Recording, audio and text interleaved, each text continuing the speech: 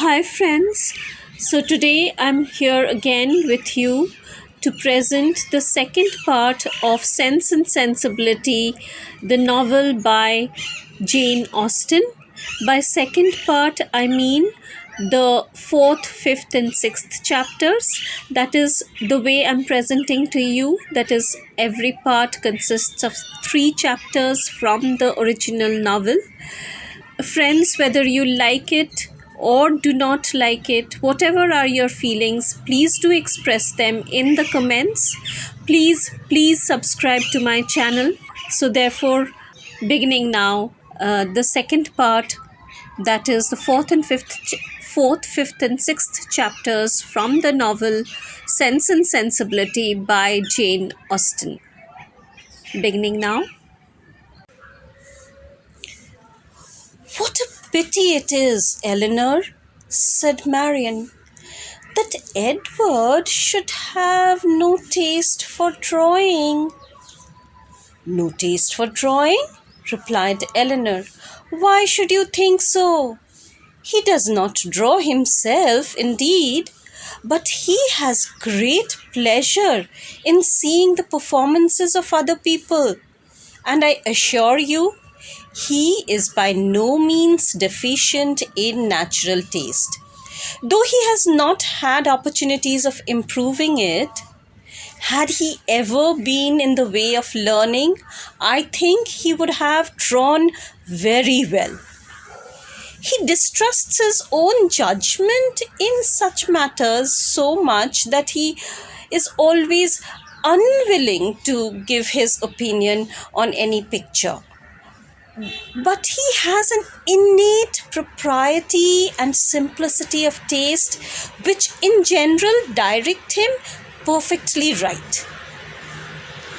Marian was afraid of offending and said no more on the subject. But the kind of approbation which Eleanor described as excited in him by the drawings of other people was very far from that rapturous delight which, in her opinion, could alone be called taste. Yet, though smiling within herself at the mistake, she honored her sister for that blind partiality to Edward which produced it. "I hope, Marian," continued Eleanor, "you do not consider him as deficient in general taste." "Indeed, I think I may say that you cannot, for your behavior to him is perfectly cordial, and if that were your opinion, I'm sure you could never be civil to him." Marian hardly knew what to say. She would not wound the feelings of her sister on any account, and yet to say what she did not believe was impossible. At length she replied, "Do not be offended, Eleanor, if my praise of him is not in everything equal to your sense of his merits. I have not had so many opportunities of estimating the minuter propensities of his mind, his inclinations and tastes, as you have. But I have the highest opinion in the world of his goodness and sense. I think him everything that is worthy and amiable." "I am sure," replied Eleanor with a smile, "that his dearest friends could not be dissatisfied with such commendation as that. I do not perceive how you could express yourself more warmly." Marian was rejoiced to find her sister so easily pleased. Of his sense and his goodness, continued Eleanor, no one can, I, I think, be in doubt who has seen him often enough to engage him in unreserved conversation. The excellence of his understanding and his principles can be concealed only by that shyness which too often keeps him silent. You know enough of him to do justice to his solid worth. But of his minuter propensities, as you call them, you have from peculiar circumstances been kept more ignorant than myself. He and I have been at times thrown a good deal together, while you have been wholly engrossed on the most affectionate principle by my mother. I have seen a great deal of him, have studied his sentiments, and heard his opinion on subjects of literature and taste, and upon the whole, I venture to pronounce that his mind is well informed, enjoyment of books exceedingly great, his imagination lively, his observation just and correct, and his taste delicate and pure. His abilities in every respect improve as much upon acquaintance as his manners and person. At first sight, his address is certainly not striking, and his person can hardly be called handsome. Till the expression of his eyes, which are uncommonly good, and the general sweetness of his countenance is perceived. At present, I know him so well that I think him really handsome, or at least almost so. What's he? What say you, Marion?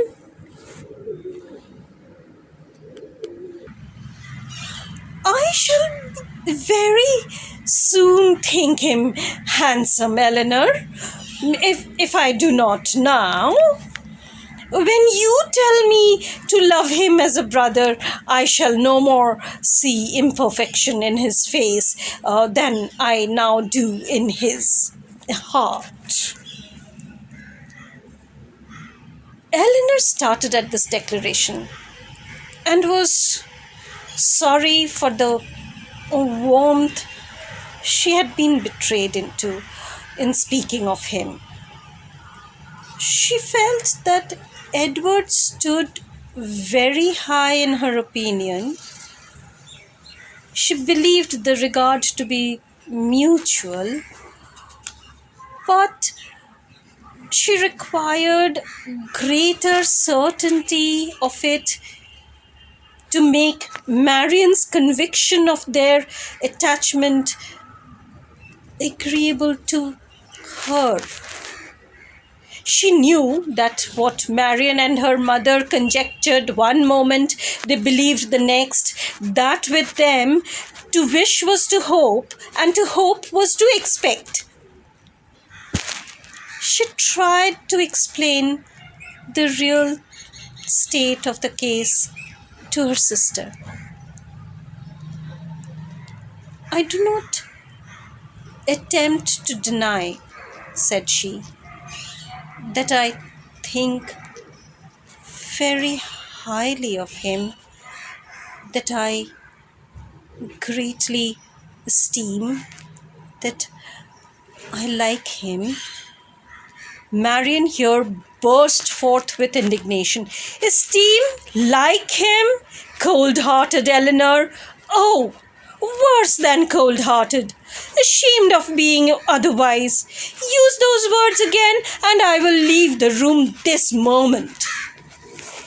Eleanor could not help laughing. "Excuse me," said she, "and be assured that I meant no offense to you by speaking in so quiet a way of my own feelings. Believe them to be stronger than I have declared. Believe them, in short, to be such as his merit and the suspicion, the hope of his affection for me may warrant, without imprudence or folly. But farther than this you must not believe.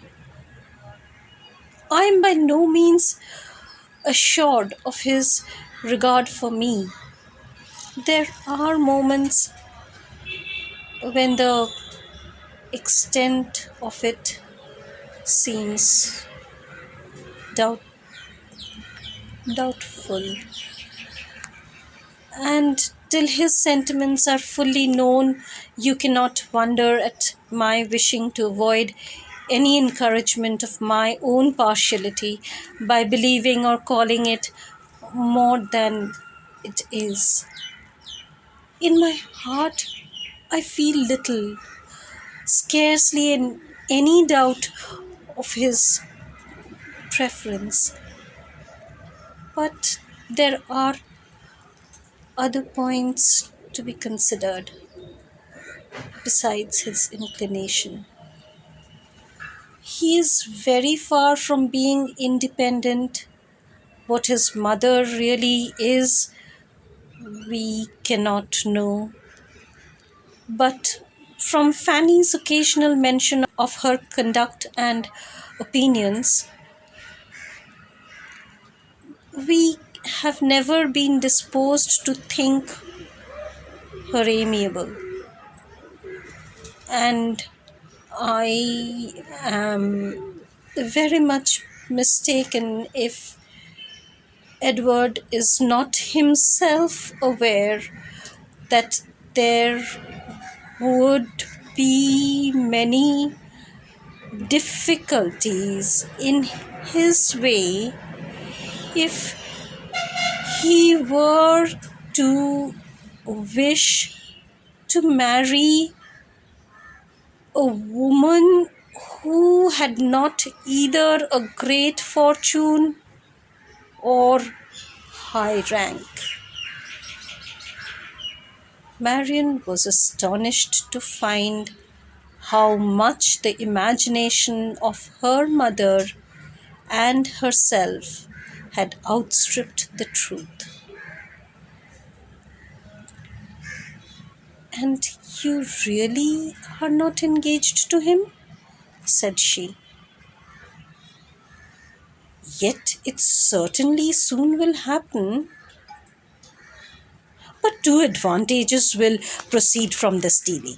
I shall not lose you so soon, and Edward will have greater opportunity of improving that natural taste of your favorite pursuit, which must be so indispensably necessary to your future felicity."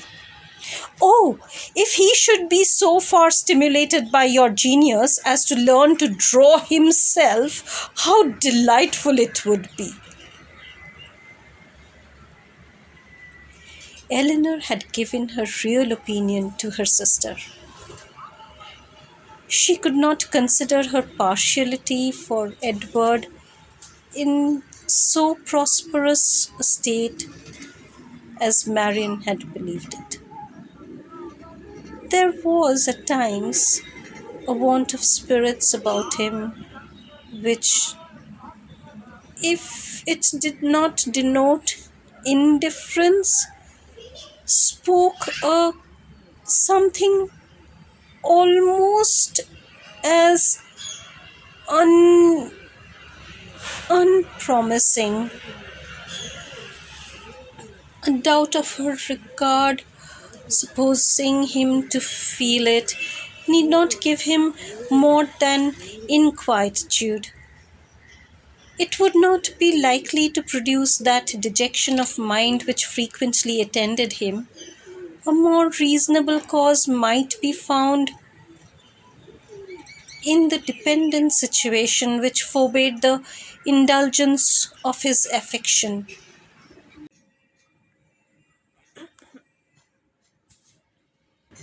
She knew that his mother neither uh, behaved to him so as to make his home comfortable at present, nor to give him any assurance that he might form a home for himself without strictly attending to her views for his aggrandizement.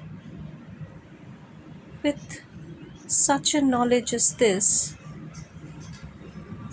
it was impossible for Eleanor to feel easy on the subject. She was far from depending on that result of his preference of her, which her mother and sister still considered as certain. Nay, the longer they were together, the more doubtful seemed the nature of his regard. And sometimes,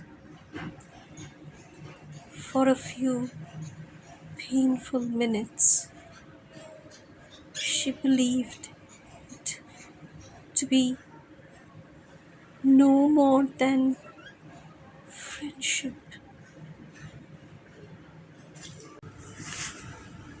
But whatever might really be its limits, it was enough when perceived by his sister to make her uneasy, and at the same time, which was still more common, to make her uncivil.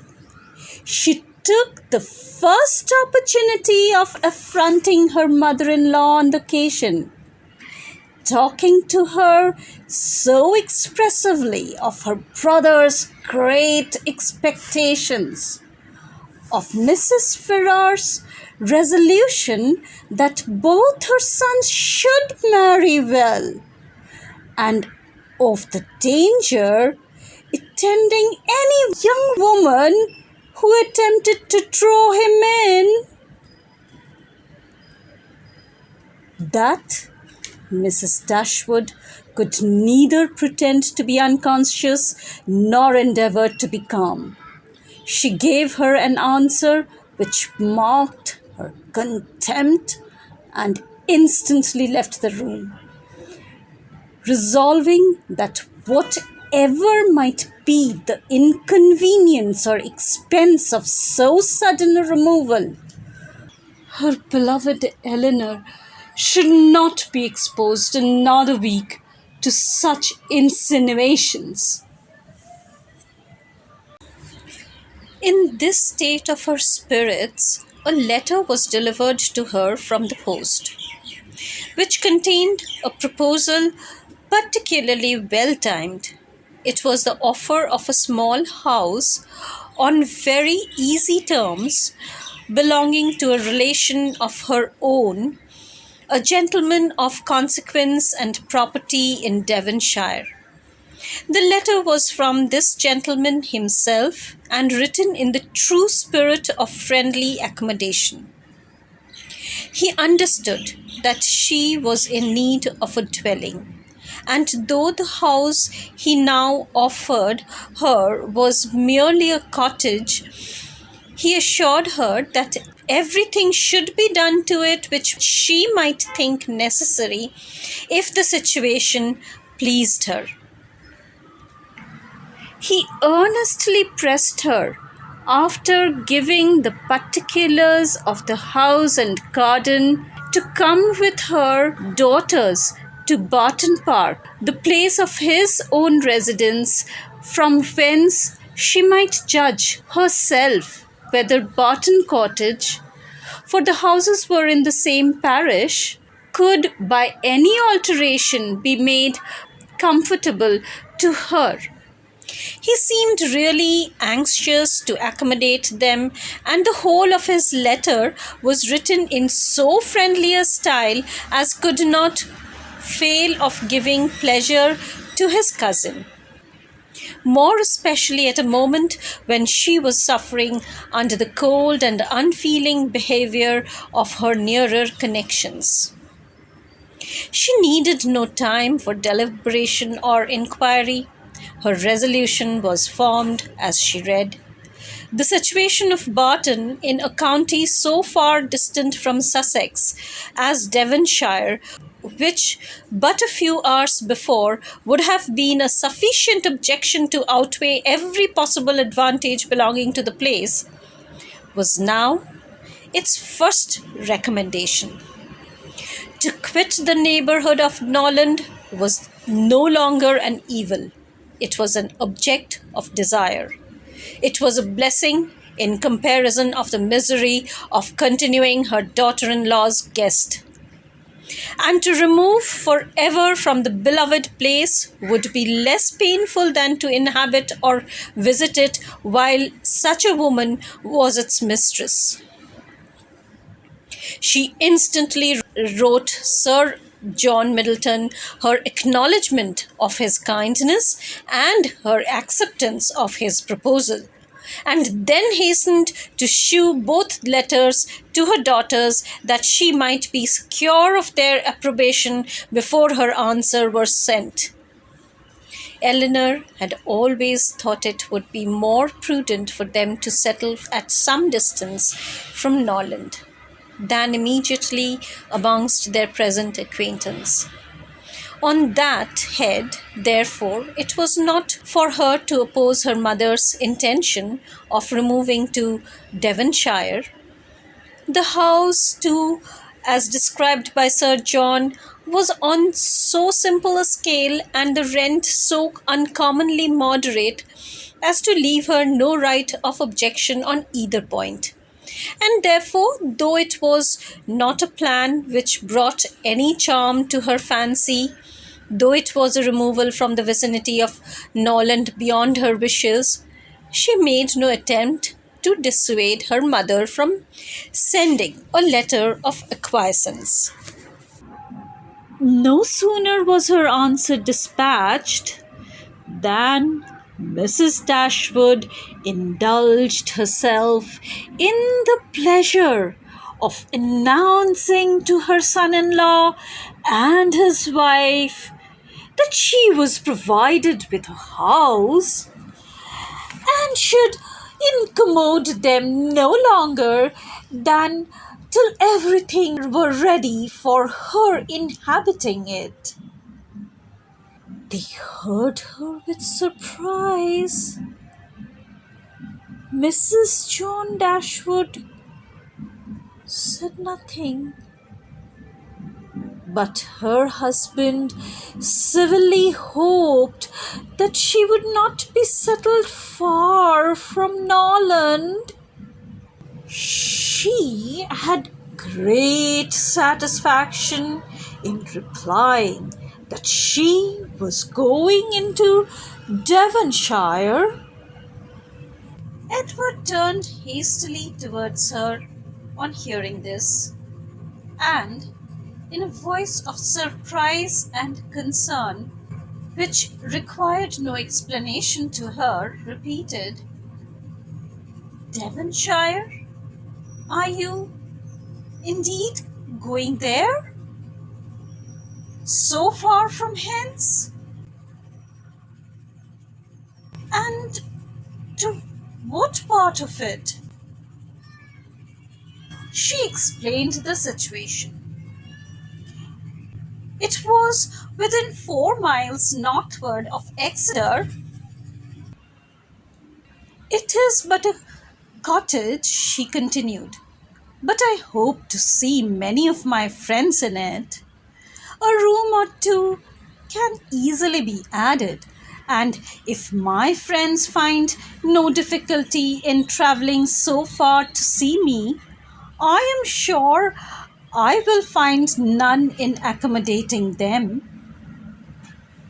She concluded with a very kind invitation to Mr. and Mrs. John Dashwood to visit her at Barton, and to Edward she gave one with still greater affection. Though her late conversation with her daughter in law had made her resolve on remaining at Norland no longer than was unavoidable, it had not produced the smallest effect on her in that point to which it principally tended. To separate Edward and Eleanor was as far from being her object as ever, and she wished to show Mrs. John Dashwood by this pointed invitation to her brother how totally she disregarded her disapprobation of the match.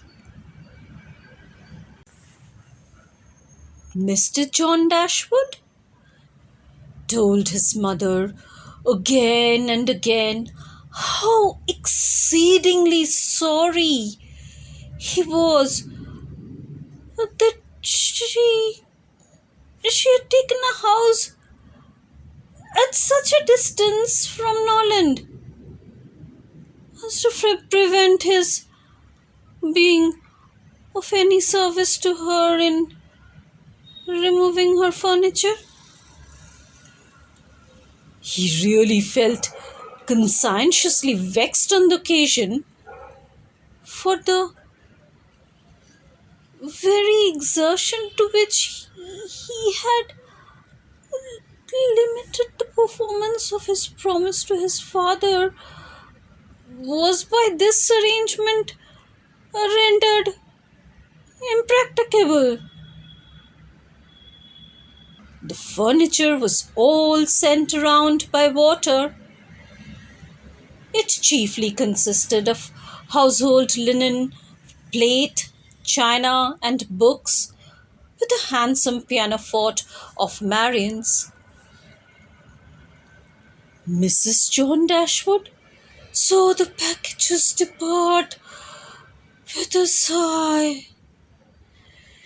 She could not help feeling it hard that as Mrs. Dashwood's income would be so trifling in comparison with their own, she should have any handsome article of furniture. Mrs. Dashwood took the house for a 12-month. It was ready, furnished, and she might have immediate possession.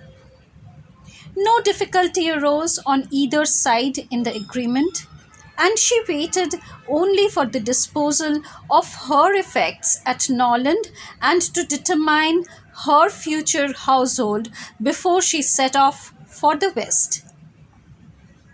And this, as she was exceedingly rapid in the performance of everything that interested her, was soon done.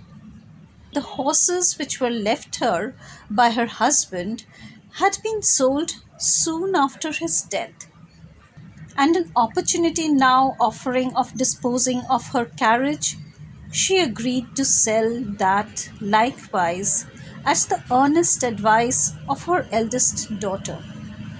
For the comfort of her children, had she consulted only her own wishes, she would have kept it, but the discretion of Eleanor prevailed.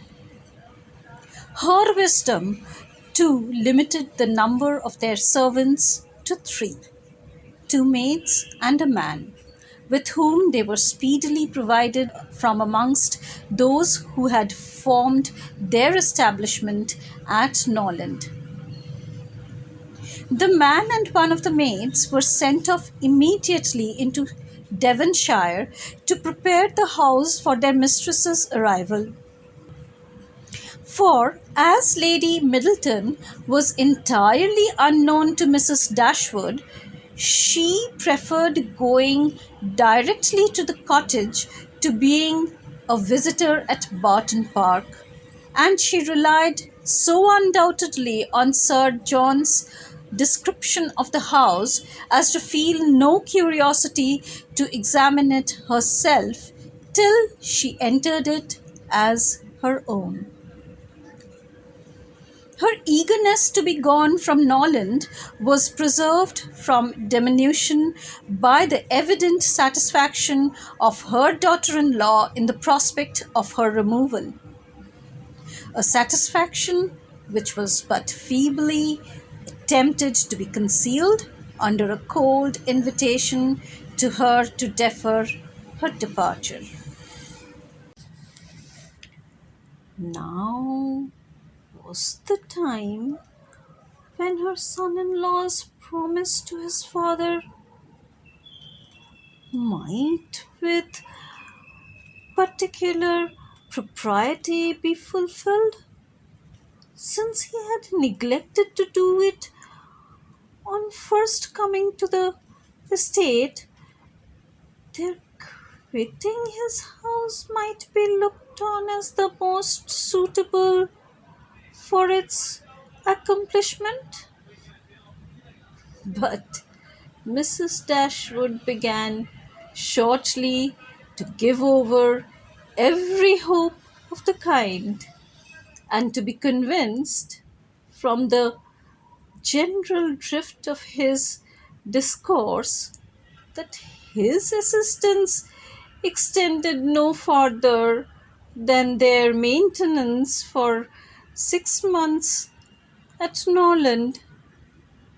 He so frequently talked of the increasing expenses of housekeeping and of the perpetual demands upon his purse, which a man of any consequence in the world was beyond calculation exposed to, that he seemed rather to stand in need of more money himself than to have any design of giving money away.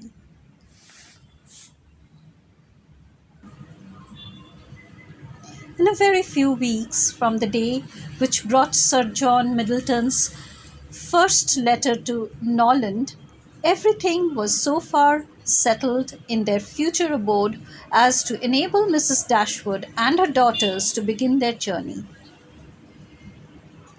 Many were the tears shed by them in their last adieus to place so much beloved.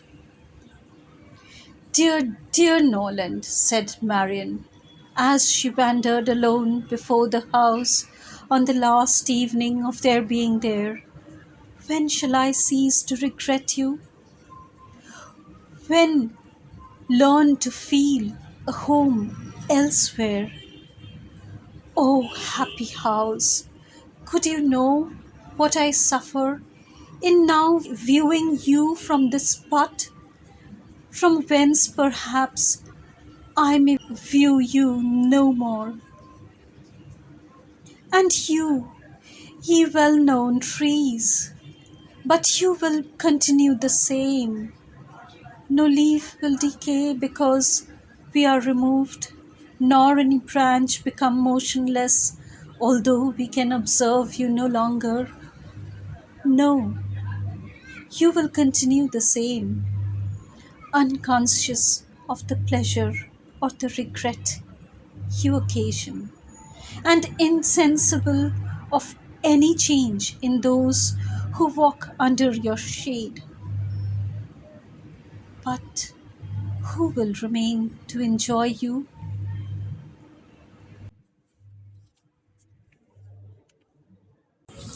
The first part of their journey was performed in too melancholy a disposition to be otherwise than tedious and unpleasant. But as they drew towards the end of it, their interest in the appearance of a country which they were to inhabit overcame their dejection, and a view of Barton Valley as they entered it gave them cheerfulness. It was a pleasant, fertile spot, well wooded and rich in pasture. After winding along it for more than a mile, they reached their own house. A small green court was the whole of its domain in front, and a neat wicket gate admitted them into it. As a house, Barton Cottage, though small, was comfortable and compact. But as a cottage, it was defective, for the building was regular, the roof was tiled, the window shutters were not painted green, nor were the walls covered with honeysuckles.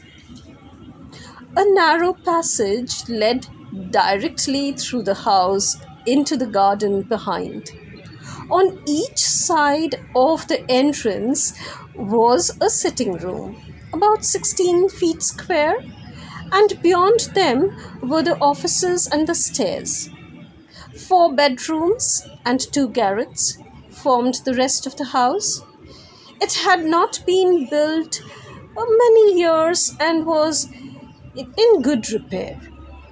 In comparison of Norland, it was poor and small indeed. But the tears which recollection called forth as they entered the house were soon dried away. They were cheered by the joy of the servants on their arrival, and each, for the sake of the others, resolved to appear happy. It was very early in September. The season was fine, and from first seeing the place under the advantage of good weather, they received an impression in its favor which was of material service in recommending it to their lasting approbation. The situation of the house was good. High hills rose immediately behind, and at no great distance on each side, some of which were open downs, the others cultivated and woody.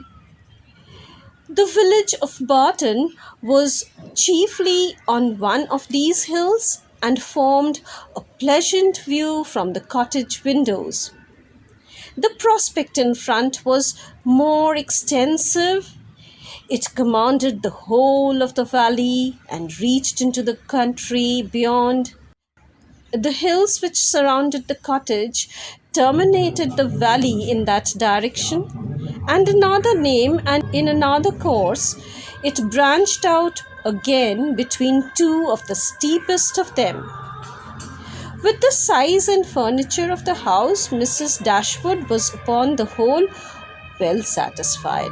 For though her former style of life rendered many additions to the latter indispensable, yet to add and improve was a delight to her, and she had at this time ready money enough to supply all that was wanted of greater elegance to the apartments.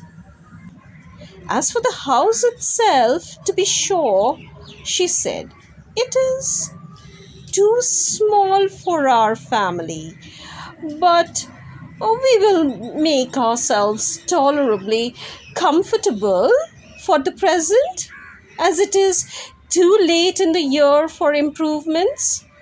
Perhaps in the spring, if I have plenty of money, as I dare say I shall, we may think about building.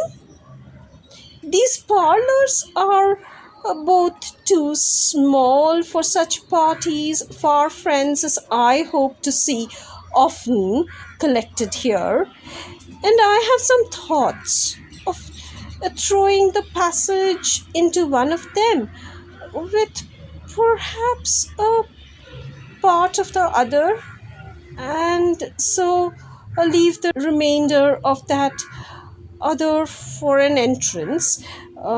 This with a new drawing room, which may be easily added, and a bedchamber and garret above, will make it a very snug little cottage. I could wish the stairs were handsome, but one must not expect everything. Though I suppose it would be no difficult matter to widen them.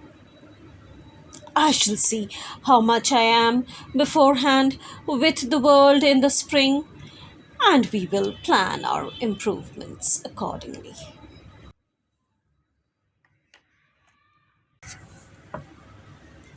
In the meantime, till all these alterations could be made from the savings of an income of 500 a year by a woman who never saved in her life, they were wise enough to be contented with the house as it was, and each of them was busy in arranging their particular concerns and endeavoring, by placing around them books and other possessions, to form themselves a home. Marian's pianoforte was unpacked and properly disposed of, and Eleanor's drawings were affixed to the walls of their sitting room.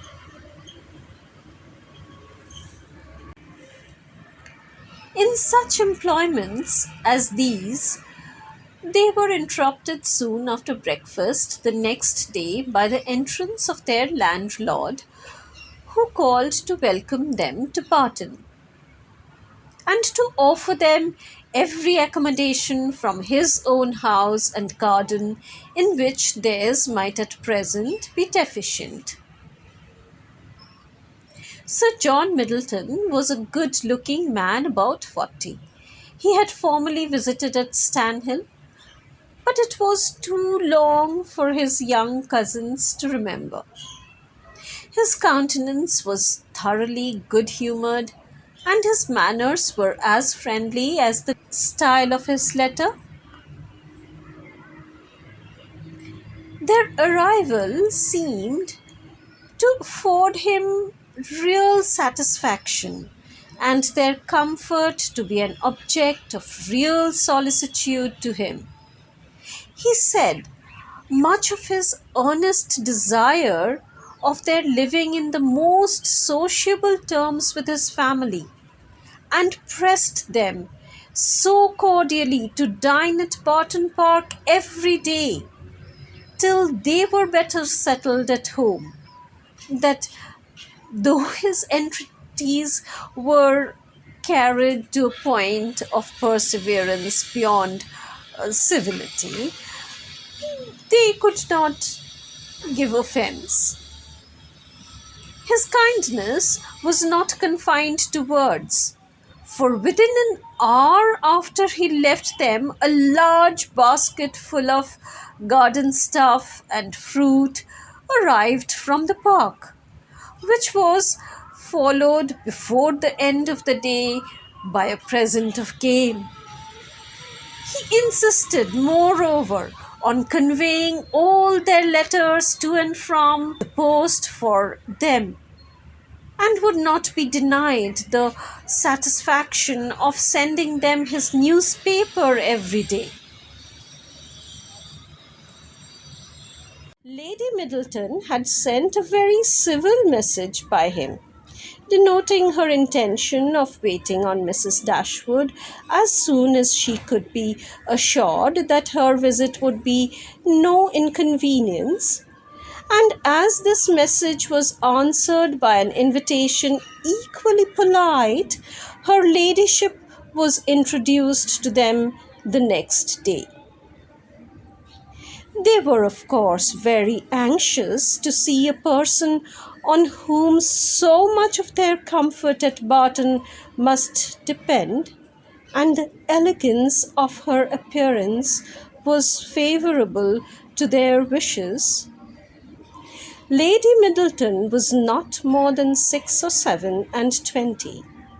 Her face was handsome, her figure tall and striking, and her address graceful. Her manners had all the elegance which her husband's wanted, but they would have been improved by some share of his frankness and warmth, and her visit was long enough to detract something from their first admiration by shewing that, though perfectly well bred, she was reserved, cold, and nothing to say for herself beyond the most commonplace inquiry or remark.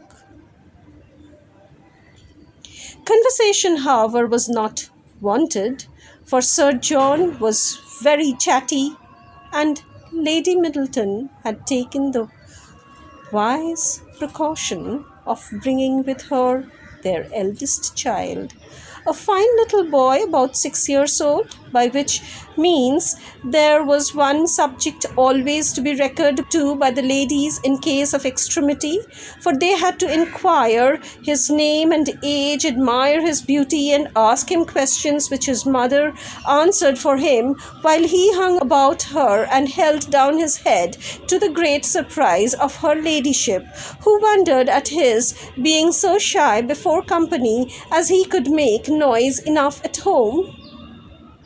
On every formal visit, a child ought to be of the party by way of provision for discourse.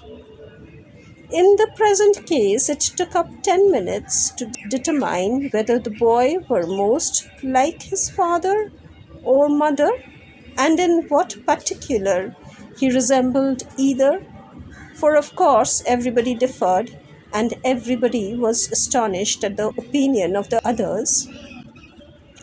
An opportunity was soon to be given to the Dashwoods of debating on the rest of the children, as Sir John would not leave the house without securing their promise of dining at the park the next day. So that was the fourth, fifth, and sixth chapters, my second part of the famous novel by Jane Austen, Sense and Sensibility. Thank you all for being with me patiently till the end of my reading of this episode. Thank you so much for being my audience. Please express your feelings, your likes, dislikes, whatever it is, in the comments. Uh, Please again subscribe to my channel, and thank you once again for my audience, expecting to get you again in the next part of the parts of this novel. Thank you once again, and bye for today.